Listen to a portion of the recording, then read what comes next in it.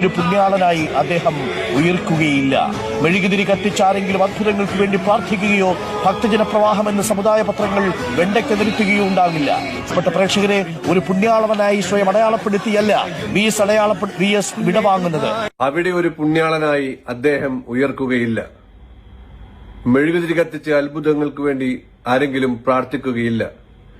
ഭക്തജന പ്രവാഹം എന്ന് സമുദായ പത്രങ്ങൾ വെണ്ടക്ക നിറത്തിൽ എഴുതുകയില്ല. റിപ്പോർട്ടർ ചാനലിലെ അരുൺ ബഹുമാനപ്പെട്ട മുൻ മുഖ്യമന്ത്രി VS അച്യുതാനന്ദന്റെ വിലാപയാത്രക്കിടെ ഘോരഘോരം പറഞ്ഞ വാക്കുകളാണ്. എന്തിനാണ് അദ്ദേഹം പരോക്ഷമായി ഉമ്മൻചാണ്ടിയുടെ മേൽ പരിഹാസം ചൊരിയുന്നത്? നിനക്ക് ഈ സർക്കാരിനോടും ഈ പാർട്ടിയോടും CPM-നോടുമുള്ള വിധേയത്വം, അതുപോലെ തന്നെ നിന്റെ മുതലാളി മരംകെട്ട കേസിൽ ജയിലിൽ കിടന്ന നിന്റെ മുതലാളി ആൻഡപ്പന് അദ്ദേഹം